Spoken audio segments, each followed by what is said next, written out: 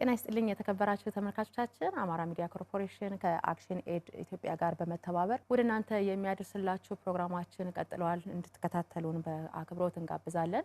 በዛሬው ፕሮግራማችን የሴት ልጅ ግርዛትን በተመለከተ ጥያቄዎች ይኖራሉ። እነዛን ጥያቄዎች ሊመልሱልን ደግሞ እንግዶቻችን እዚህ ስቱዲዮ ተገኝተዋል ማለት ነው። እንግዶቻችን ስለተገኛችሁልን እናመሰግናለን። እሺ እናመሰግናለን። እስቲ በቅድሚያ ስማችሁን እንተዋወቅ። እሺ አመሰግናለሁ። እኔ ዶክተር ሱባሉ እባላለሁ ከአማራ ክልል ጤና ቢሮ ከእናቶችና አፍላ ወጣቶችና ወጣቶች ኬስ ቲም ነው የመጣሁት። አመሰግናለሁ። እሺ አመሰግናለሁ። ኃይለ ኢየሱስ ዳኛው እባላለሁ ከደቡብ ጎንደር ዞን ጤና መምሪያ ከእናቶችና ወጣቶች ክፍል ነው የመጣሁት። አመሰግናለሁ። ግርማ ወርቁ ነው የሚባለው ከጉና በጌምድር ወረዳ ጤና ጥበቃ ጽሕፈት ቤት የእናቶችና ወጣቶች አስተባባሪና የኤፍጂኤም ፎካል ነኝ። አመሰግናለሁ።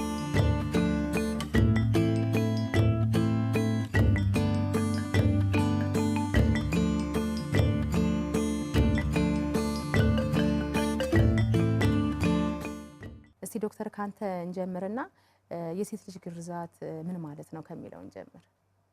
እሺ እንግዲህ የሴት ልጅ ግርዛት ማለት በግማሽም ወይ በግማሽም ሆነ ሙሉ በሙሉ የሴት ልጅን ብልት መቁረጥ ወይም ደግሞ መቀንጨፍ እንደማለት ነው። እንግዲህ የተለያዩ አይነት ደረጃዎች አሉት። ከነዚህ ደረጃዎች ለምሳሌ እንግዲህ ሙሉ በሙሉ ወይም ደግሞ ግማሽ ስንል በአራት ነው የምንከፍላቸው። ለምሳሌ የመጀመሪያው አይነት ቅንጠባ ትባላለች። የተወሰነች ፓርት በተለይ በእንግሊዝኛው ክሊቶር የሚለውን እሷን ማንሳት ሊሆን ይችላል። ሁለተኛው ደግሞ ግማሹን የብልትን በግራና ቀኝ ቆርጦ ማንትን ማለት ነው። ሶስተኛው የብልትን ግራና ቀኝ ከቆረጡ ካወጡ በኋላ እንደገና መስፋት ማለት ነው። አራተኛው ምናልባት ከኛ ሀገር ብዙም የተለመደ አይደለም። ለዚህ ለኮስሞቲክ ፒርስ የሚባለው ልክ የጆሮ ጌጥ እንደሚደረገው ፒርስ አድርገው ለጌጥ የሚጠቀሙበት አይነት ነው። ስለዚህ በአራት እንከፍለዋለን ማለት ነው። እድሜ ያለው እንዴ ዶክተር? የሚገረዙበት እድሜ አለው? አዎ ብዙ ጊዜ እንግዲህ በተለይ እንግዲህ የሴት ልጅ ግርዛት እንደ ዓለምም አለ። በኋላ ምናልባት ልጠይቂኝ ትችላለሽ። እንደ ዓለም እንደ አፍሪካ በጣም ከፍተኛ ነው። በተለይ የአፍሪካ ቤልት የሚባለው እንደ አማራ ክልል ደግሞ ሁሉም ቦታ ላይ ባይባልም በአብዛኛው ግን ይሄ ተግባር የሚተገበር ነው። በአብዛኛው የሚተገብሩት ምንድነው? ከ8 ቀን ጀምሮ ነው። ከ8 ቀን ጀምሮ ግን እንደየእድሜያቸው እስከ 20ዎቹ ድረስ ሁሉ ሊከናወን ይችላል ማለት ነው። ይህ የሴት ልጅ ግርዛት ሲከናወን የሚሰሙ ስሜቶች ምንድነው? እዛው ላይ በተለይ እዛው ላይ የሚሰሙ ስሜቶች ምንድናቸው የሚለውንስ? እንግዲህ ግርዛቱን በተመለከተ ቅድም ዶክተር ባለው መንገድ ነው የሚደረገውና የሴት ልጅ የመራቢያ አካል በከፊል ወይም ደግሞ ሙሉውን በማንሳት የሚደረግ ነገር ነው። እንግዲህ አካል ስለሆነ የሰውነት የአካል ክፍል ስለሆነ ወዲያውኑ ስለት በሆነ ነገር በሚቆረጥበት ጊዜ ወዲያውኑ የሚከሰቱ ችግሮች የሚባሉ አሉ። ወዲያው በሚሆንበት ጊዜ እንግዲህ ቅድም እንደተገለጸው በእኛ አካባቢ በእኛ በአማራ አካባቢ ማህበረሰብ ሁልጊዜ ግርዛት የሚካሄደው ከ8ኛው ቀን ጀምሮ ነው።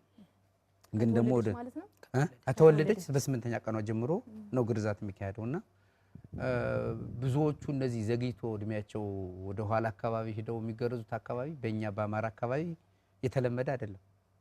እንደዚህ አይነት ለጋብቻ ሲደርሱ በመተጫጨት ደረጃ ሆኖ ባለቤቷ ሲለይ ምናምን የሚደረገው የግርዛት አይነት ወደ ምስራቅ ኢትዮጵያ አካባቢ በብዛት አፋርና ወደ ሐረር አካባቢ ነው የሚደረገው። በእኛ ከ7 እና 8 ቀን ጀምሮ በህፃንነታቸው ነው ግርዛቱ የሚፈጸመው።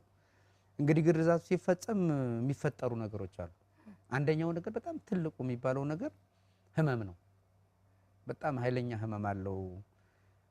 ቆረጣውን በሚያደርጉበት ጊዜ ማደንዘዣ የሚሰጥ ነገር የለውም። የሚደረግላቸው ሌላ ነገር የለም።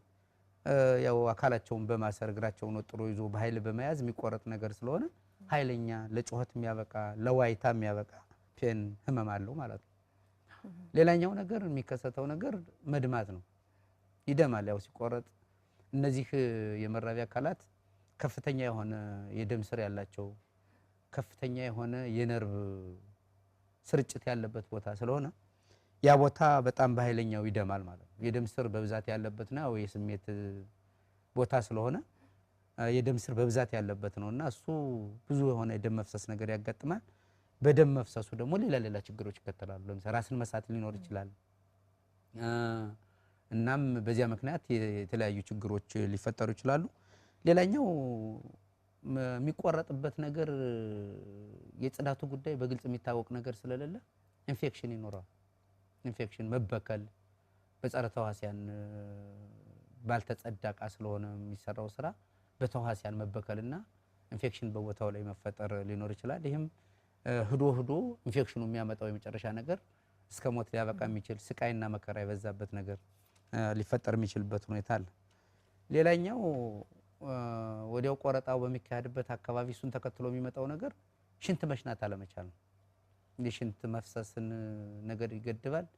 ከስሜት ጋር ተያይዞ ከቦታው ላይ ካለ ህመም ጋር ተያይዞ ኖርማሊ መፍሰስ ያለበት ሁል ጊዜ ሊፈስ በሚገባው ጊዜ ስሜቱ እየተሰማን የሚፈሰውን የሽንት መፍሰስ መታቀብና አለመሽናት ይኖርና በሽንት ተወጥሮ ሌላ ችግሮች የሚመጡበት ሁኔታ አለ። እሱም ሌላ ችግር ነው ተብሎ ሊታይ ይችላል።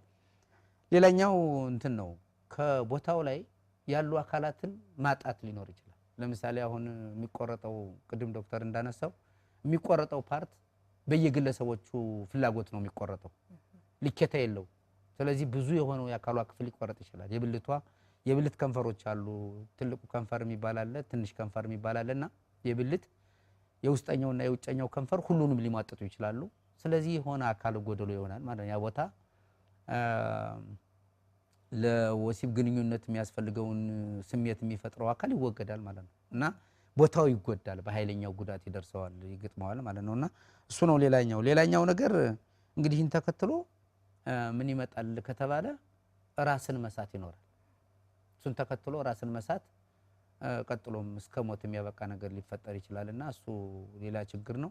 እንግዲህ እዚህ ጋር በተያያዘ በቆረጣው ጊዜ ቅድም እንደገለጽኩት የሚሰራባቸው እቃዎች በስርዓቱ የተቀቀሉ ወይም ደግሞ ንጽህናቸው የተጠበቀ ላይሆን ስለሚችል የሚታወቅ ነገር ስለሌለው የበሽታ መተላለፍ ይኖራል።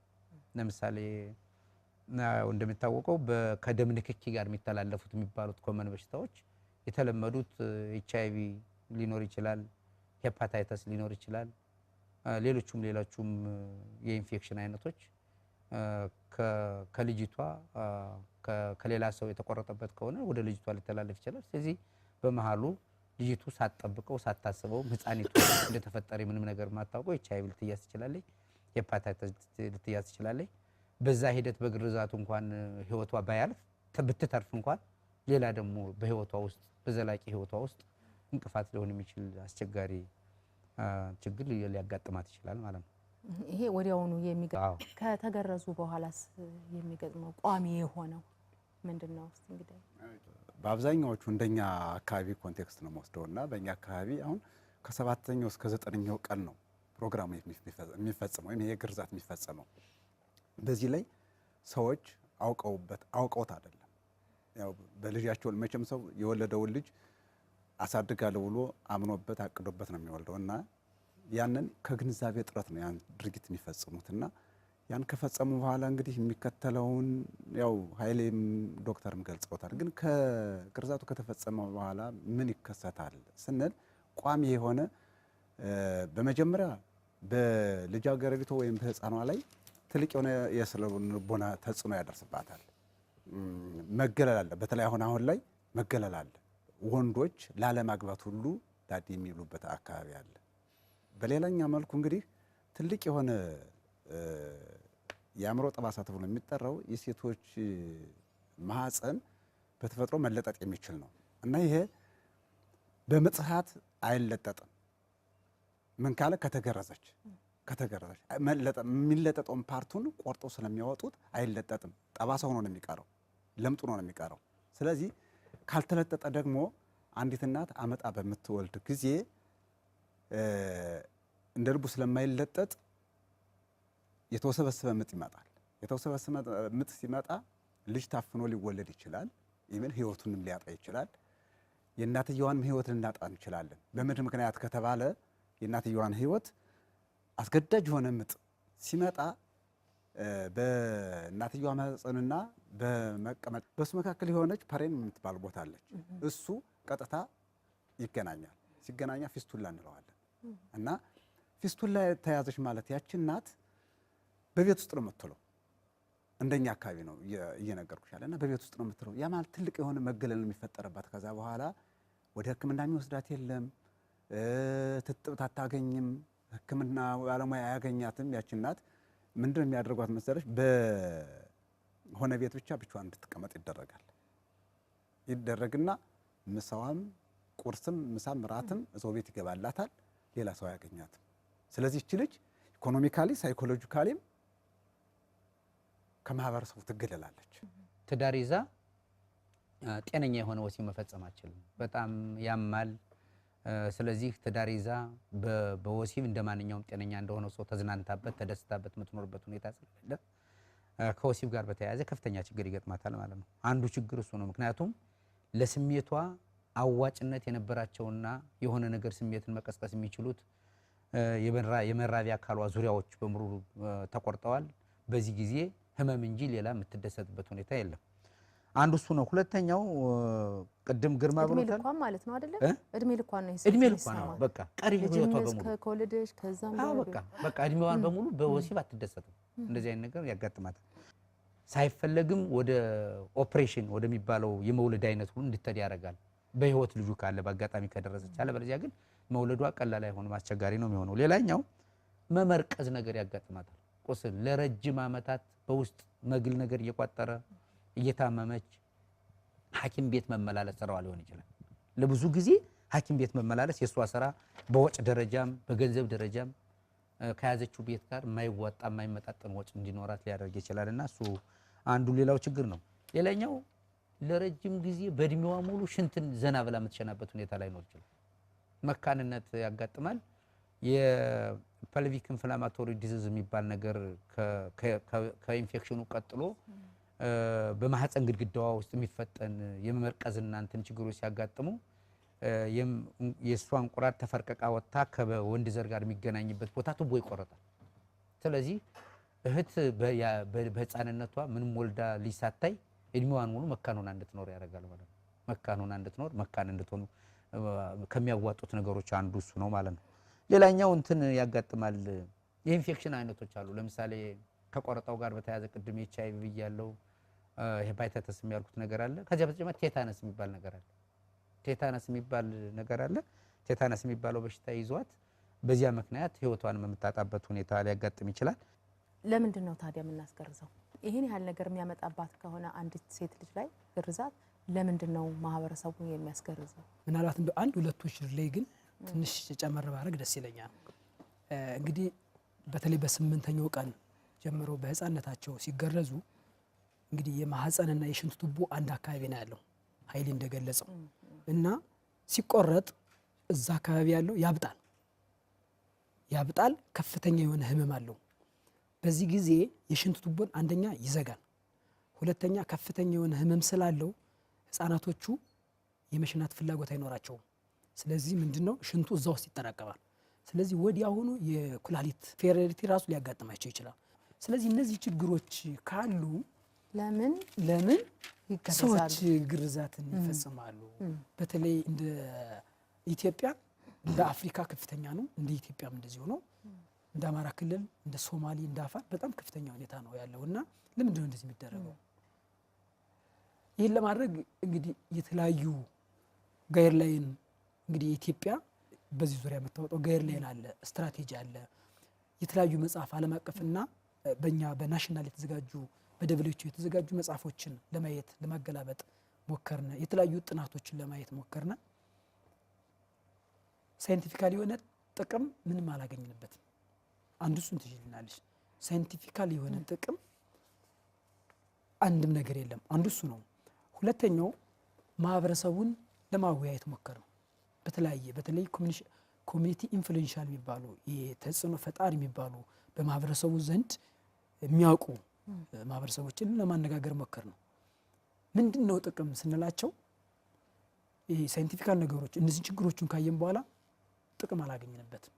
እንደ ልማድ አድርገው የሚወስዷቸው አንዱ ይሄን ነገር ከምን አንጻር ነው እንግዲህ ቅድም እንዳልኩሽ የስሜት በግንኙነት ጊዜ የስሜት አካልን ነው የሚያስወግዱት ብለናል አይደል? ይሄን ሲያረጉ ቀዝቀዝ ትላለች ብለው ያስባሉ። ብዙ አካባቢ ላይ ቀዝቀዝ ብላ ትኖራለች፣ ከባሏ ጋራ በአንድ ተወስና ትኖራለች የሚል አንዳንዶቹ አመለካከት አላቸው። ሌላኛው ደግሞ ስፔሲፊካሊ እንደውም ወደዚህ ወደ የሆነ አካባቢ ላይ ደግሞ ይሄ እንትን አሁን ቫጂና አለ አይደል? እንትን ቨርጂን የሚባለው ቨርጂኗ እንደተዘጋ ይቀራል ብለው የሚያስቡ አሉ። ስለዚህ በግንኙነት ጊዜ ያስቸግራል፣ ካልተቋረጠች በግንኙነት ጊዜ ሴክስ ማድረግ አይቻልም ወይም ግንኙነት ማድረግ አይቻልም ብለው የሚያስቡ አሉ። ሌላኛው ደግሞ በጣም ፈጣን ትሆናለች፣ እቃ ትሰብራለች የሚሉም አሉ። የተለያዩ አመለካከቶች በጣም አሉ። ከጥቅም አንጻር አንድም ነገር አላገኘንበትም። ማህበረሰቡ እንዳልኩሽ የተጽዕኖ ፈጣሪ ማህበረሰብ ለምሳሌ የሴቶች ልማት ቡድን የሚባሉ አሉ፣ የጤና ኤክስቴንሽን የሚባሉ የቀበሌ አመራር፣ የሃይማኖት አባቶች፣ ሌሎችም እዛ አካባቢ በደንብ የሚያውቁ ማህበረሰብ ስናነጋግር መጨረሻ ላይ ምንድነው ጥቅሙ ስንላቸው ያጣሉ። ስለዚህ ምንም ጥቅም የለውም በሚለው እንዝጋው። ጉዳቱ ከዚህ ጋር ተያይዞ ምናልባት እናንተ የጤና ባለሙያ ስለሆናችሁ ፕራክቲካሊ ያያችሁት ነገር ካለ እስቲ የምትነግሩን ነገር ካለ። እኔ ፐርሰናሊ በሙያዬ እንደ ሙያዬ የገጠመኝ ነገር በተደጋጋሚ ኮመን ሊማገኘው በግርዛታቸው ምክንያት መውለድ ተስኗቸው ማገኛቸው ሴቶች በጣም ብዙ ናቸው። አዎ ጠባሳውም እዚያው ብልቷ ላይ ያለ። ስለዚህ እሱን መጀመሪያ እንዲያውም ቀደም ብለን የማህፀን የማስፋት ስራ የሚባል አለ፣ ኤፒዞቶሚ የሚባል አለ። እሱን በመስራት ቀደም ብለው ከኛ እጅ ከገቡ ጤነኛ የሆነ የወሊድ ስርዓት እንፈጽማለን። ያው ምን ቆረጠውን ቆርጠን መልሰን በመስፋት ልጁ ከወጣ በኋላ እንዲሰፋ ይደረጋል። በዚህ መንገድ ማገዝ ይቻላል። ዘግይተው ሲመጡ ቅድም እንደተባለው ፊስቱላ ምናምን እንትን ይላሉና ብዙ ጊዜ እኛ አካባቢ በተለይ አሁን ቀደም ሲል የነበረው አሁን ትልቅ የነበሩት በእኛ እድሜ ምናምን ያሉት እህቶቻችን ኦልሞስት አብዛኛዎቹ የተገረዙ ናቸውና ከምጥ ጋር በተያያዘ ችግሮች ሁልጊዜ ያጋጥሙናል። ሁልጊዜ የሚያጋጥሙ ተግባራት ናቸውና አንዱ እሱ ነው። ሌላኛው ግን ህፃናትን አካባቢ የምናገኘው ነገር ህፃኖቹ ሌላ ወሳስለው ምናምን መተው አግኝተን የምናውቁበት ጊዜ አለ እና እናቶቹ ለምን አረግሽ ሲባሉም የሚሰጡት መልስ አርጊ ተባልኩ ነው የሚሉት። ለምሳሌ አማቴ አርጊ ያለችኝ እኔ ባልፈልግም ልጅን ታስቀሪ ነው ወይ ብላ አስገርጃ ያለችኝ አስገረዝኩ ትላለችና እንደዚህ ይጠቅማታል። አዎ ይጠቅማታል። አዎ በቃ ቅድም ዶክተር ያነሳቸው ነገሮች አሉ። ቀንዳ ሰብር ትዳር እንድትይዝ ቨርጂኒቲዋ ወይም ልጃገረድነቷ እንዲጠበቅ ይሄ እየተባለ እየተወራ በማህበረሰብ ውስጥ ያለ ስለሆነ ያለ መጠበቅ ብላ ልጅሽ እንዳትቀርልሽ ቁማ እንዳትቀር የሚባል ነገር ስለሚባል እሱን መሰረት አድርገው ነው ስራውን እየሰሩ ያሉ። እኔም በስራ ላይ ያለው አጋጣሚ ቤትዋ ላይ ነው ምጥ ጀምሯት የነበረና መጣች። ልጅ ልክ ጭንቅላቱ ዘልቋል፣ ግን መውጣት አይችልም። ማህፀኗ ዙሪያውን እንትን ብሎ ስለነበረ ቅድም ስንልሽ እንደነበረው ለምጧል ቶታሊ። ከዛ በኋላ ያው ሪፈሩን ጽፈን እንኳን እስከምንወጣ ወደ ደብረታቦር ሆስፒታል አልቻልንም ነበርና የግዴታ እንደዚህ ሰፖርት አርቄ በታች ቅድም ለፊስቱላ ያጋልጣል የሚባለውን ቦታ ላይ ሰፖርት አርቄ ይዤ እንዳለ ልጁ እንደምን ብሎ በጥሶት ወጣ። ልጁን ካወጣን በኋላ ግን ያንን በጤና ጣቢያ ደረጃ እንኳን መስራት ማንችለው ደረጃ ነው ያለ። ከዛ በኋላ ያን ሰፖርት አድርጌ ደብረታቦር ሆስፒታል አምጥቼ አሰርቼ የቷን የታደግንበት ጊዜ አለ እና ማህበረሰቡ ልክ ዶክተርም ኃይልም ሲሉት እንደነበረ አመለካከቱ ባልሆነ ያው ጎጅ ድርጊት ነው ብለን ነው እንግዲህ የያዝነው እና ልማዳዊ ድርጊት ነው። በርካታ ሴቶች እህቶቻችን፣ በርካታ እናቶቻችን በወሊድ ሰዓት በርካታ ውስብስብ የሆነ ምጥ እየገጠማቸው ምንችለውን ከዛው ልክ ኃይል ሲለው እንደነበረው ኤፒዞቶሚ በእኛ ደረጃ የሚሰራውን ከዛ በላይ የሆነውን ደግሞ ለኦፕሬሽን ለምን ልክ እሱን ለምጡን ካየነ በቃ አንድ ኢንዲኬተር ነው እኛ ሪፈር ነው የምንላት። ምክንያቱም ኦፕሬሽን ልትደረግ ትችላለች። ስለዚህ ጤና ጣቢያ ላይ ዘን አይነን ማየት የለብንም እና በዚህ ኢቨን ከቦታዋ ላይ መውለድ እየቻለች እንኳን ቦታዋን ለቃ ሆስፒታል ድረስ የምትመጣበት አጋጣሚ አለ። በማህበረሰቡ ደረጃ የሚነገረውም ይሄ ነው። እኛም እየሰራን የገጠመን ይሄ ነው።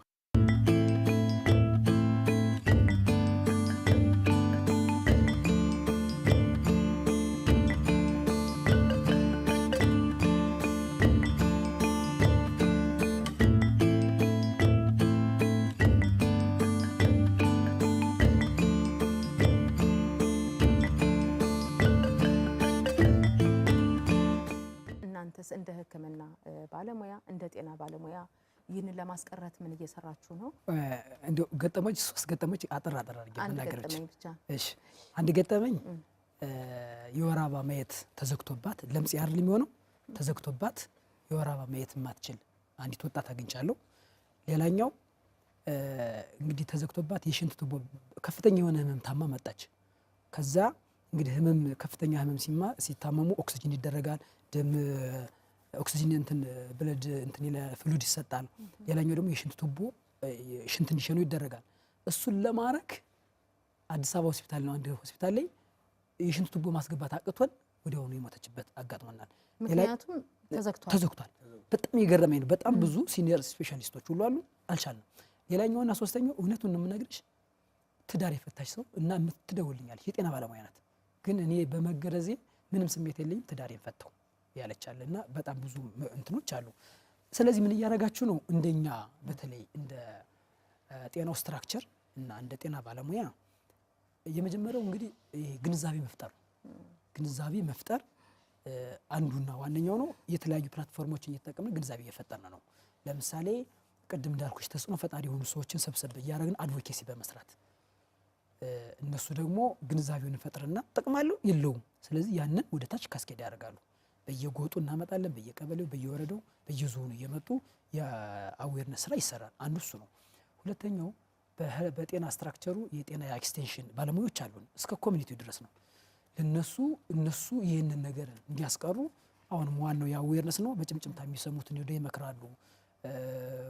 ምናልባት ህጉም በኋላ ትጠይቅኛለች እንጂ ላላ ያለ በመሆኑ ነው እንጂ በህግም እንዲጠየቁ ታስደርጋለች። ከዚህ ይህን ተግባር የሚፈጽሙ ብዙ ጊዜ እድሜያቸው ተለቅ ያሉ ሰዎች ናቸው። እነሱንም ሄዳ ትመክራለች። ለምንድን ነው ጥቅሙ የሌለው የሚል ነገር ይደረጋል። ሌላኛው እና ዋነኛው እናቶችን በጤናው ሲስተም ሲመጡ እንመክራቸዋለን። ለምሳሌ የእርግዝና ክትትል ሲያደርጉ፣ ክትባት ሲያስከትቡ፣ በቃ እንደዚህ አይነት ከወለዱ በኋላ ወዲያውኑ እንደዚህ በዚህ ጊዜ ይሄ ጎልደን ኦፖርቹኒቲ የሚባለው በዚህ ሰዓት የምክር አገልግሎት ይሰጣቸዋል። ጥቅምና ጉዳቱ ይነገራቸዋል። እኛ አንጻር ዶክተር ያለው እንዳለ ሆኖ የምንሰራቸው በጣም ብዙ ስራ ነው እየሰራን ያለ ነው። ማለት ጤና ተቋም ላይ ትምህርት ይሰጣል በየቀኑ ጧት። ነፍሰ ጡሮች ሲመጡ ሴት ስትወልድ ምን ማድረግ እንዳለባት ካውንስሊንግ አገልግሎት ይሰጣል። የምክክር አገልግሎት የሚሰራ ስራ አለ። ከዛ ውጭ ኮሚኒቲው እንትን አለ የማህበረሰብ ውይይት ይባላል። በማህበረሰብ ውይይት ውስጥ አንድ ርዕስ አድርገን ነው ስራ የምንሰራው ማለት ስራ እየተሰራ ነው። ለምሳሌ አሁን እዛ ውስጥ ምን አለ አመቻች የሚባሉ አሉ። አሁን ለምሳሌ አክሽን ኤድ በሚሰራባቸው ቦታዎችም በሌላ ቦታዎችም አመቻች የሚባሉ አሉ። አመቻቾች ማለት የሚያወያዩ ማህበረሰቡን የሚያወያዩ አሉ። ሁለተኛ ደግሞ ጥቃት ተከላካይ የሚባል አለ። አሁን ይሄ ጥቃት ነው ተብሎ ስለተወሰደ በጥቃት ተከላካይ ቡድን ጥበቃ ይደረጋል ማለት ነው። እና ምንድነው የሚደረገው? ሴት ልጅ መወለዷ ከተረጋገጠ ጥበቃ ያደርጋሉ፣ ይከታተላሉ። እነሱ የመገረጃ ጊዜዋ እንደተባለችው ከ7 ቀን ጀምራ አጭር ቀን አይደል? ያን ጊዜ ጥበቃ ይደረጋልና በዚያን ጊዜ ጥበቃ አድርጎ ልታስገርዝ የተዘጋጀችን ሴት ይዘው አስቀርተው ያውቃሉ። እና እንደዚህ አይነት ነገር ይደረጋል። ስልጠናም እንሰጣለን እና ቦታውን ለይቶ የመከላከል ስራ መስራትና በአጋጣሚ ሳይታወቅ ደግሞ ልጅቱን መቁረጥ ነገር ከተፈጸመ ልጅቱን ህይወቷን ለመታደግ ወደ ጤና ተቋም እንድደርስ የማድረግ ስራ እየሰራን ያለ ነው እና ያለ ነው። አሁን የተቸገርንበት ምንድነው? መቁረጡ ራሱ ብር የሚያስገኘው ነው። ቆራጮቹ ብር ያስከፍላሉ። የገቢ ምንጭ ነው። ለምሳሌ ከ500 ብር እስከ 800 ብር ድረስ ያስከፍላሉ ነው የሚባለው። ስለዚህ የገቢ ምንጭ እያደረጉ ስላስቸገሩና እነሱን ለይተን ስልጠና መስጠት የችግሩን ክብደትና አሰቃቂነት በመናገር እንዲምሉ በማድረግ እንግዲህ በኋላ ብለው እቃቸውን የሚሰሩበት እንዲስጥሉ በማድረግ እየተደረገ ያለ ስራ አለ እና ኮሚኒቲ ውስጥ ብዙ የምንሰራቸው ስራዎች አሉ ነው እንደ ጤና ባለሙያ። ማህበረሰቡ ግን እኛ የምንፈልገው ህዝቡ እንዲያግዘን የምንፈልገው ነገር የእህቶቻችን ህይወት ለመታደግ እየተፈጠረ ያለው ችግር የእህቶቻችን ህይወት እያመሰቃቀለ ስለሆነ መቆም አለበት ነው እያልን ያለ ነው። መቆም ያለበት ነገር መቆም አለበት ብለን እየተናገርን ነው። አሁን ህብረተሰቡ እንዲሰማን የምንፈልገው ሴት ልጅ መገረዝ ሳያስፈልጋት ምንም ነገር ሳያስፈልጋት በሰላም ተወልዳ አድጋ የራሷን ህይወት የምትመራበት የራሷን ሁኔታ የምታረግበት ሁኔታ ተፈጥሯዊ ስጦታዋን አንንካ ነው እያልን ያለው። የሴት ልጅ ግርዛት መቆም አለበት። ህብረተሰቡ እንዲያግዘን የምንፈልገው የሴት ልጅ ግርዛት ትክክል ያልሆነ ምንም አይነት አንድ ጥቅም የሌለው ነገር ስለሆነ ስለዚህ ጥቅም በሌለው ነገር እህቶቻችን ለስቃይና ላልተፈለገ ነገር መዳረግ የለብንም። እንተጋገዝ እህቶቻችን ከስቃይና ከመከራ ከሚገጥማቸው እንግልት እንታደግ ነው የምንለው። አንዳንድ አካባቢ ሃይማኖታዊ አስተምሮ አለ ብለው የሚያምኑ የህብረተሰብ ክፍሎች አሉ ወይም ወገኖቻችን አሉና ይሄ እንደ ክርስቲያን በመጽሐፍ ቅዱስ እንደ ሙስሊም በቅዱስ ቁርአን ምንም አይነት ሃይማኖታዊ አስተምሮ የለውም። ሴት ልጅ ትገረዝ ብሎ የተቀመጠ በመጽሐፍ ቅዱስ የሚሆን በቅዱስ ቁርአን የለም። ስለዚህ ቅድም ስንናገር እንደነበረው ይሄ ጎጅ ልማዳዊ ድርጊት ነው፣ ፈጽሞ በእናቶች ላይ መተግበር የሌለበት ለዛውም ደግሞ አፋችሁ በማይናገር ቅድም ስንሽ እንደነበረው እጅግራቸው ታስሮ እያለቀሱ ትልቅ የሆነ ሰቆቃ እንግዲህ መናገር ቢፈልጉ ባልተወለድነ እንደሚሉ ምንም ጥርጥር የለውም። ባልተወለድነ ይሉ ነበር እና ባልተወለድነ ብለው በማይገልጹት ቋንቋ ልክ ነው እንግዲህ ትልቅ የሆነ የአእምሮ ጠባሳ እየጣልንባቸው ያለ።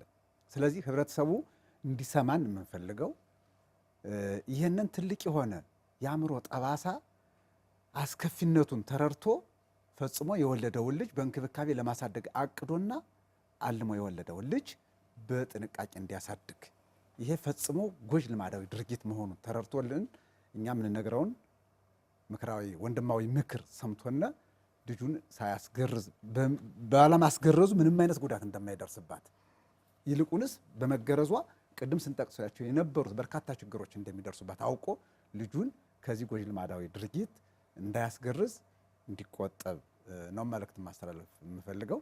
በሌላ መልኩ በጀት እንደሌሎቹ ነገሮች በጀት ይዞ በየጊዜው እያመጣ እየገመገመ ስልጠና በመስጠት ሂደት የፖለቲካ አመራሩ ክፍተት አለበት። ስለዚህ ማንኛውም የፖለቲካ አመራር ይህን እንዳንድ አጀንዳ ይዞ ትልቅ የሆነ የማህበረሰብ ጎጅ ልማዳዊ ድርጊት ነው፣ ይህን ለማስቀረት የፖለቲካ አመራሩ ትልቅ የሆነ አጀንዳ አድርጎ በሚያገኙ ህብረተሰቡን በሚወያይበት ሰዓት፣ ምክንያቱም የጤና ብቻ አይደለም፣ ይሄ የሴቶች ብቻ አይደለም፣ የትምህርት ብቻ አይደለም፣ የሁሉም ህብረተሰብ እይታ ነውና ይህንን በጀት ይዞ በየጊዜው እየገመገመና እየተከታተለ ለማስቆም የሚሄደውን ሂደት ድረስ ቢሄድ። ሌላኛው የመጨረሻ ማረጋት እነዚህ ቅድም ኃይሌ ሲል ገልጸው እንደነበረ በሳንቲምም ይሁን በሌላ ተታለው የሴት ልጅ ግርዛት የሚፈጽሙ ሰዎችን የተደረገው የህግ ከለላ እጅግ በጣም ያነሰ ነው። አሁን በእኛ ኮንቴክስት ምንድን ነው የሚለው 565 አይ ቲንክ የሚለው እንደኛ አካባቢ 3 ወርና 500 ብር ቅጣት ከ300 ብር የማያንስና ከ500 ብር የማያንስና ከ3 ወር የማያንስ ቅጣት ነው የሚለው። ይሄ ሊያስተምር አይችልም እንደኔ። ምክንያቱም አድርግ የተባለውን ማድረግ፣ አታድርግ የተባለውን አታድርግ ነው። ቶታሊ ይሄ ጎጅ ነው ተብሎ ተወግዟል። ይህን የተወገዘ ነገር ተላልፎ ከተገኘ እንደኔ የህግ ማቀፉን መሻሻያ ቢደረግበትና የህግ ከለላም በሰፊው ቢሰጠው የሚል ሀሳብ ለመጨመር ነው። አመሰግናለሁ። ጥሩ። በነገራችን ላይ እርሱ በጣም ሰፊ ነው። የሴት ልጅ ግርዛት ርዕስ በጣም ሰፊ ነው። ቀኑ ሙሉ ብናወራም የማያልቅ ነው። አማራ ሚዲያ ኮርፖሬሽን ከአክሽን ኤድ ጋር በመተባበር በተከታታይ ይህንን ግንዛቤ ለመስጠት እየሰራ ነው የሚገኘው ማለት ነው።